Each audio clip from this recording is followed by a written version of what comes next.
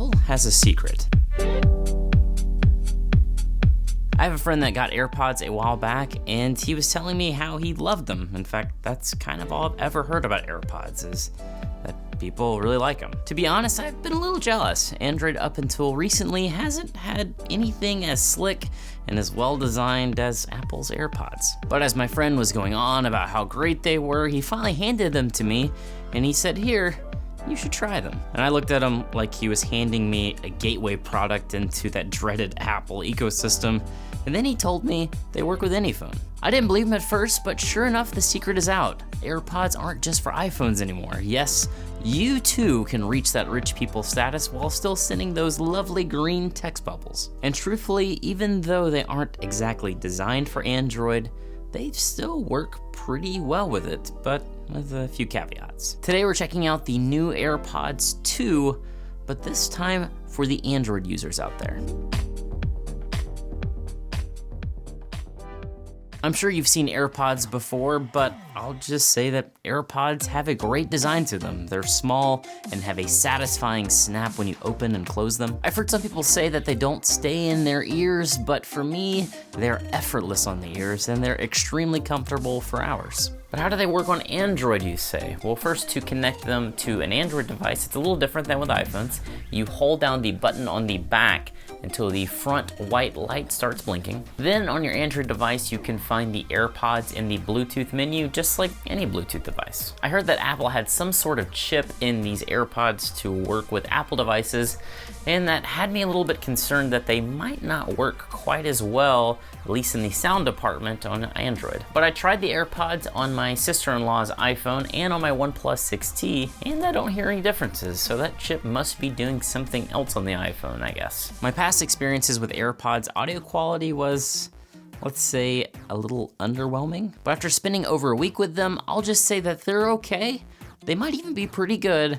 Definitely not great though for the price. I think the obsession with the AirPods is more about the convenience they offer than the actual audio fidelity they produce. Also, because of the design, they don't isolate sound all that well. So if you're on, let's say, loud exercise equipment, you have to pump the volume pretty loud to hear them. Also, I've heard mixed things on whether or not the new AirPods sound better than the old ones. MKBHD and Lou from Unbox Therapy say that they are the same exact sound. Apple confirmed this to me. But another channel I follow called Painfully Honest Tech said that they sounded better, and he is apparently experienced with audio. I would say that the AirPods sound good, and I would not have, and I still would not say that the original AirPods sound good. I borrowed my friend's pair of AirPod 1s, and I'm not an audio engineer or anything, but to my ears, they sound very similar.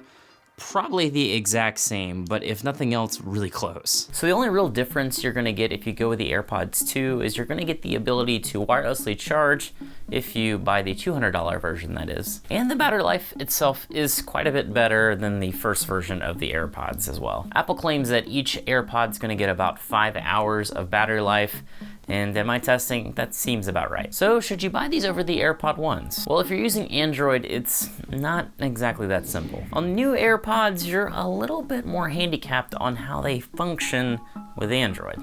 And when using Android with the AirPods, just like iPhone, you can open the case on the AirPods and they just connect like you'd expect. But by default, double tapping on the AirPods skips tracks, and the only way to change this is to get this, connect the AirPods to an Apple device, and then from there, you can change what the double tap function does. As far as I know, this is the only way to change the default double tap setting. So I pulled out my MacBook and then I used that to change the double tap setting. So on the left earbud, it pauses and plays the music. And on the right earbud, it will skip to the next track. But if you don't have an Apple product, that may be something you want to think about. Maybe a friend of yours in the Apple ecosystem might be able to help you out. Also on the 2s, if you were intrigued by that whole pulling them out to pause and play the music thing, you're out of luck. But one interesting thing about the first AirPods is there are actually a few Android apps on the Play Store that allow you to add some extra functionality, including the ability to pause and play when you pull them out or put the AirPods back in your ears. Although it does appear that that feature doesn't work with all apps, and it might hurt the overall battery life of your AirPods. But also with the first gen AirPods with this app, you can get a sort of knockoff version of the pop-up you'd expect when you're using an iPhone with your AirPods. But again, these apps only work on the first version of the AirPods. It seems like Apple got word of these apps and made sure that the new AirPod 2s wouldn't work with these apps. At least that's what the app developers are saying. In terms of reliability, it's tough to say how the AirPods compare on Android than if you were using the AirPods on iPhone. There have maybe been a few little quirks in some Bluetooth cutouts here and there, but they seem pretty reliable when I compare them to other Bluetooth devices that I've used on my OnePlus 6T. And phone calls were super clear, much better than any wireless earbuds that I've tried. I will say though that I did have an issue with the volume on the AirPods when I first connected them to my phone. It was really weird. Every time I would connect them to my phone, they would just be really loud. But there is a setting in the developer menu called the Bluetooth Absolute Volume. This is a little embarrassing, but I forget if I turned it off or on. I have it turned on now though, but it seems like just toggling it helped with the issue. So should you get them as an Android user? Well, the experience is a little worse than on iPhone, considering the only option for controlling your phone with them is by setting the double tap on each bud. Also, now that I'm mentioning the double tap again, I'll also say that it's not perfect. Sometimes it doesn't work the first time you use it. But if you can get past these quirks, these AirPods are for listening. And that's what they do well. They're extremely comfortable, they sound fine, and the battery life is solid. But they are pricey. I personally wish that they isolated the outside noise better. Most of the time it's fine, but a few times I found that I would really need to pump the volume to cut through the noise. And on that note, you might want to consider the Samsung Galaxy Buds before you pick these up for Android. In fact, the next video I'm doing is a head-to-head comparison of the Galaxy Buds versus the new AirPods 2, just for Android users though.